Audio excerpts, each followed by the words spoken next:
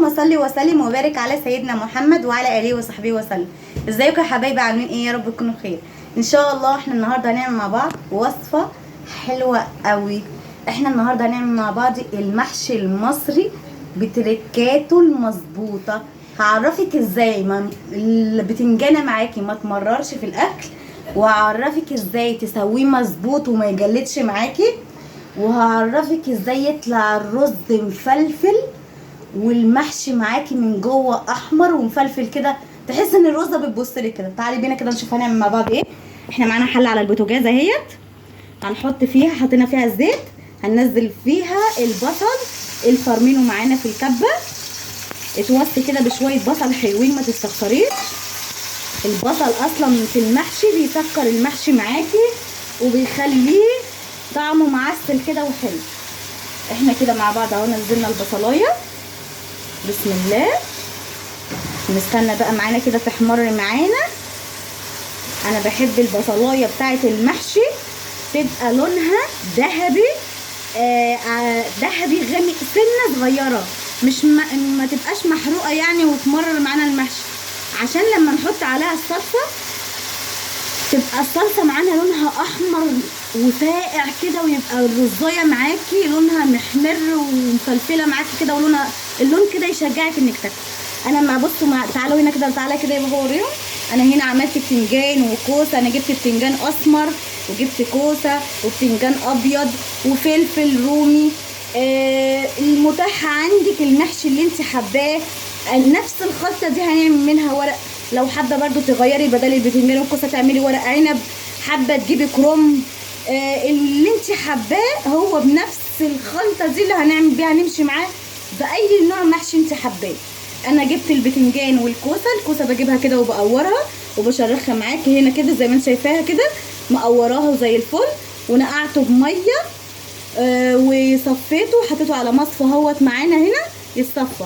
والبتنجان نفس النظام، جبته وقورته ونقعته بميه بملح، ميه بملح ليه؟ علشان ما يبقاش ممرر معاكي. اوقات كتيره بنبقى مع بعض نعمل محشي تلاقي البتنجانه معاكي ممرره كده، طعمها غريب كده معاكي.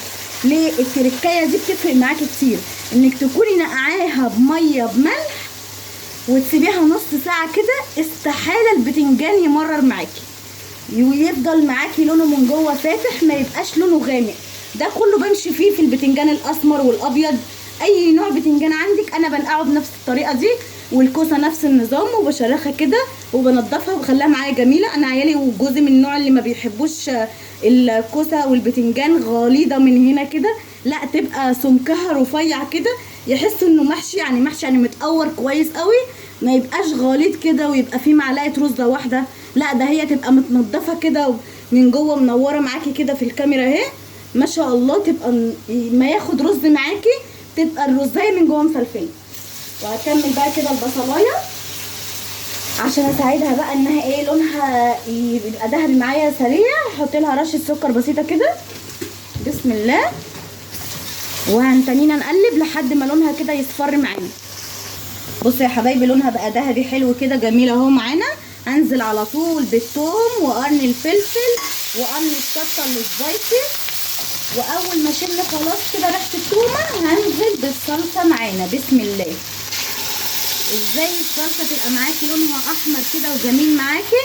انا بحط معاها بنجر اللي هو بيتقال عليها في بلاد تانية شمندر. انا باخد حته كده صغيره مكعبتين 3 كده واقوم حطاهم معانا في قلب الخلاط مع الطماطم المغسوله ومتقطعه، واقوم ماسكاها ضربها ضربتين 3 كده مع بعضها، واقوم ماسكاها معانا مصفياها وبضيفها كده زي ما شفتوا معانا على البصل والثوم والفلفل والشطه. قبل بقى ما هنطلع كده مع بعض هوريكم هتبلها ازاي. بصوا يا حبايبي انا حطيت كده واحده ماجي، هنحط معلقه سكر صغننه علشان خاطر الحموضه، وهحط معانا الملح بتاعنا، انا خدت معلقتين ملح صغيرين، وهناخد معانا نص معلقه شطه عشان احنا بنحب المحشي بتاعنا سبايسي شويه، والكزبره بقى كتري على قد ما تقدري، بتخلي المحشي معاكي في حته تانية. بصوا انا حطيت كميه كزبره قد ايه، وطبعا عشان اللون يبقى اكتر من كده كمان حلو معانا، انا بحط معلقتين بابريكا عاديه مش مدخنه، علشان تكونوا واخدين بالكم عشان محدش يقول ايه. بسم الله. وهنحط كمان ايه، محشي يعني كمون، معروف معلقه كمون كده. كده احنا حطينا ملح وواحده ماجي وكزبره وكمون وبابريكا، واللهم صل على النبي، والملح بتاعنا. انا طبعا ما عنديش فلفل، بس لو عندي فلفل بحط كمان نص معلقه فلفل اسمر. وهسيبه معانا بقى كده. الصلصه بتاعتنا هاديها تقليبه وهسيبها تتسبك معانا وارجع لكم اول ما تتسبك على طول. كده يا حبايبي تكون الصلصه اتسبكت معانا. بص اول ما الزيت يطلع معاكي كده، شوف قصرت قد ايه. شوف لو شفت في بدايه الفيديو الصلصه معانا كانت عامله ازاي، ودلوقتي لما اتسبكت معانا ما شاء الله ولونها بقى داكن وجميله وحلوه اهي. هجهز بقى معانا الحاجات اللي هنحطها عليها وهنشوف هنعمل مع بعض ايه. بصوا يا حبايبي، كميه الرز بقى اللي انت عايزاها للمحشي بنكون غاسلينه وصفيناه، والخضره نفس النظام اهيت. بنجيبها وننضفها ونمسكها غسلها غسله كويسه. انا بحط معاها معلقه خل وانقعها كده 10 دقايق في الميه، وبعدين اديها شطفه كويسه، واقوم ماسكاها دلقاها كده، ماسكاها مخرطاها وتخريط صغير كده بالمقص او بالسكينه المتاح ليكي انت تعمليه، الاسهل ليكي واللي انت حباه. وبقوم ماسكه الخضره كده معانا في قلب الرز كده مقلباها. حابه تزودي خضره عن كده تمام مفيش مشكله، مش حابه على راحتك. بس انا من النوع اللي بحب الخضره طاغيه من المحشي شويه، يعني يعتبر دي بالنسبه لي كده كمان قليله، لان انا بحب الخضره اكتر من كده كمان. اهو بص المنظر اهو. حطينا كده قلبنا الخضره مع الرز اهي. نجيب بقى الصلصه اللي احنا ايه سبكناها وعملناها من بدايتها. امشي بكل الخطوات زي ما انا قلتلك كده معايا بالظبط، هيطلع معاكي المحشي مفلفل واحمر ومش ممرر، وبصي ما فيهوش اي غلطه، ولا هتلاقي اي حد يعلق على المحشي بتاعك غير ان يقولك تسلم ايديك انت عامله الطريقه دي ازاي. بصي بسم الله ما شاء الله. بصي الصلصه ما شاء الله سبكت معانا تسبيكه حلوه اهي. وانت بتحطي اهو على قد الرز معاكي والخضره معاكي قد ايه. هنقلب بقى كده تقريبا ونشوف كده الصلصه معانا كده. الرز هيعوز صلصه تاني ولا ايه؟ بسم الله ما شاء الله لا قوه الا بالله. بسم الله. كده احنا ايه سبكنا الصلصه ببصلايه 3 4 على قد ما تقدري. البصل معانا في المحشي بيديله سكاره. وحطينا بعد ما لونها بقت ذهبي نزلنا عليها بالثوم وقرن فلفل وقرن شطه سبايسي. فرماه بقى انت في الكبه معاكي دقاه في الهون، وتقومي ماسكاه بقى دلقاه على البصلايه. واول ما تشم الريحه بتاعته الحلوه تقومي ايه. انا بالنسبه لي وسط الصلصه كده حلوه معانا، مش هزود عن كده علشان ما يعجنش معانا ويبقى الصلصه طريه. اول حاجه انا بقى بحطها بسم الله، هحط شويه زيت. ليه زيت؟ ما انت حطيتي زيت في الصلصه كتير. شويه الزيت اللي احنا بنحطهم دول بيغلفوا لك الرزايه، بيخلوا الرز معاكي في المحشي استحاله يعجن معاكي. جربي زي ما انا بقول لك كده وقولي لي الطريقه طلعت معاكي عامله ايه. استحاله الرزايه معاكي تعجن. شويه الزيت اللي احنا حطيناهم دول بص ادى لمعه للمحشي معانا اهو. هحط ايه تاني؟ انت حطيتي كل التوابل. ايوه حطيت كل التوابل. بحط شويه ملح بسيط كده. انا ببهر معانا الخلطه خلاف الصلصه معانا. الرز كده بيشرب معانا ملح زياده. انا حطينا رشه الملح وكمون وكزبره، بحب احطها كده لوحدها كده هنا بعد ما بحط الصلصه والخضره وكل حاجه، ورشه الشطه معانا. كمان هنيجي هنا كده معانا وناخد شويه بابريكا كتير مش مشكله، مش هتعملك اي حاجه، مش هتغير لك طعم، بس هتدي للرزايه لونها احمر معاكي ويبقى الخلطه معاكي ما شاء الله تحفه. بص الروايح بقى طالعه عامله ايه ما شاء الله لا قوه الا بالله. بصوا ما شاء الله، بصوا المنظر كده. الخلطه معانا مظبوطه، هيطلع معاكي محشي تحفه باذن الله. هنعمل بقى احنا ايه في شويه الصلصه اللي فاضلين دول. تعالى كده يا حبيبي مع بعض هنا. بسم الله. انا هجيب كده علبه معانا هنا، اي علبه فاضيه عندك. بسم الله. ادي علبه معايا اهي، عشان الحله برضو لسه سخنه. هنزل فيها شويه الصلصه دول. شويه الصلصه دول حابه بقى في شويه محشي ورق عنب، تزودي الخضره معاكي والرز وتعمليها، هيبقى تحفه. نفس النظام كرنبايه صغنونه كده وهتعملي بيها، هتبقى حلوه. مش حابه تعملي محشي تاني، هيبقى تحفه معاكي. لو سلقتي مكرونه وشوحتيها في قلب الصلصه دي. انا بديكم مثلا افكار اللي انا بعملها بصراحه. ساعات ما بعملش محشي مثلا تاني، اقوم جايه في نفس الصلصه دي، ممكن اقوم مفتاحه عامله بيها شويه مكرونه، والله بتبقى تحفه وزي العسل. هتعملي ايه في الحله دي؟ هتغسليها. هغسل الحله دي وهجهز حاجتي على الطبليه وارجع لكم واحنا بنعبي. كده يا حبايبي جهزنا الحاجه معانا على الطبليه اهي. انا جبت معانا حله اهي، غسلت الحله، خرطت فيها بصلايه، اي شويه خضره عندك فاضلين او عروق بتاع الخضره اللي احنا بنخرطها، قرن فلفل، قرن شطه.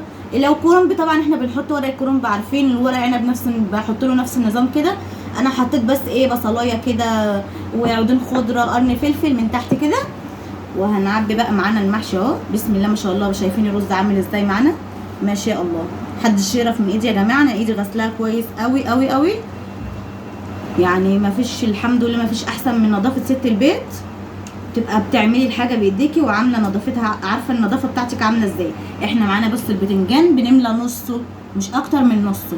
ليه؟ عشان لما يطرد يجي يستوي معاكي، يطرد الرزايه ما ينطرش لبره، يبقى معاكي المحشي مظبوط. وانا بوقفه كده، انا من النوع اللي بحب اوقف المحشي كده، ما بنيمهوش كده مع بعضه كده فوق بعضه، لا انا بحب اوقف كده وارص المحشي كده جنب بعضه. الفلفل نفس النظام، والكوسه. سلمي على حبايبنا يا منى. السلام عليكم، ازيكم يا حبايبي، عاملين ايه؟ متنسوش تحطوا اللايك والاشتراك. دي منى بنتي، ربنا يهديلكوا اولادكم ويحفظها جميعا. هي البنت الوحيده عندي، الصغيره بقى عندي، والدلع كله. ربنا يحفظ لكم اولادكم جميعا يا رب. يعني نعمل برضو كده الكوسه، نعبي الكوسه بنفس النظام، والفلفل. الفلفل معانا برضو اهو، عبيته اهو، حطيناه جنب البتنجان كده، وهنقوم مرصين كده. كله هنخليه بنفس النظام، كله معانا اهو نص كده معانا اهو، ويتحط كده جنب بعض ونرصه، وان شاء الله هيعجبكم جدا جدا جدا. واحنا طبعا حاطين الفراخ على البوتاجاز بتتسلق في نفس الوقت اللي انا بعمل فيه اهو. دلوقتي هنطفي عليها برضو، عشان وقت ما بنخلص نعبي الحله كلها تكون الفراخ معانا استوت، نقوم ساقيين على طول ومحمرين الفراخ. هعبي بنفس ما عملنا كده، كله بنفس النظام كده. هعبي واوقفه كده عشان ما اطولش على حضراتكم. بصوا يا حبايبي كده خلصت الكميه معانا اهيت. بسم الله ما شاء الله. انا طبعا عملت الحله دي الصغيره ديت، والحله دي ليه؟ علشان انا هاكل انا واولادي، انا هسويها ونتغدى منها. طبعا مش هينفع ان جوزي يجي من الشغل ياكل الاكل بارد، لازم الاكل كده يكون سخن. فانا عامله له الحله ديت قبل ما يجي من الشغل، هسويها له ويجي يلاقي الاكل سخن، ندلقها له كده على طول على الصينيه وبالف هنا ليه. دلوقتي احنا هنسوي المحشي واحمر الفراخ وارجع لحضراتكم واوريكم شكل الاكل هيبقى عامل ازاي. كده يا حبايبي المحشي معانا استوى اهو. بسم الله ما شاء الله. سوينا الحله بتاعتنا وبتاعت انا والاولاد اللي هنتغدى منها، وسيبنا بتاعت ابو احمد بقى في العشاء بالليل. بسم الله. تعالى كده معانا واحده واحده كده هننزل. ما شاء الله لا قوه الا بالله. ما شاء الله ما شاء الله لا قوه الا بالله. السوا مظبوط معانا على الشعره. بصوا المحشي معانا مفلفل ازاي، اللهم صل على النبي. لو فتحنا مع بعض وحمرنا الفراخ اهو. الحله بقى اللي انا عاملاها لابو احمد بقى سايبها له بالليل قبل ما يجي باذن الله، هقوم مسويها له ويجي يلاقي الاكل سخن. تعالوا كده مع بعض نفتح واحده كوسايه وبتنجانيه كده. ما شاء الله. بصوا كده معانا عشان هو لسه مولع. بصوا ما شاء الله بصوا الرزايه معانا مفلفله ازاي ما شاء الله. بصوا الرز عامل ازاي معانا مفلفل واحمر معانا مش ابيض ما شاء الله، وريحته قلب البيت وطعمه. انا دقت بس واحد كده وهو على البوتاجاز خلاص كان يعتبر استوى. اللهم صل على النبي، تحفه بس مشطشط شويه. ربنا يحسن بين ايديكم، وتفضلوا تعالوا كلوا معانا، وما تنسوش الاشتراك وتفعلوا زر الجرس عشان يوصلكم كل جديد، ولايكات يا حبايب قلبي، واستنوني في وصفه جديده.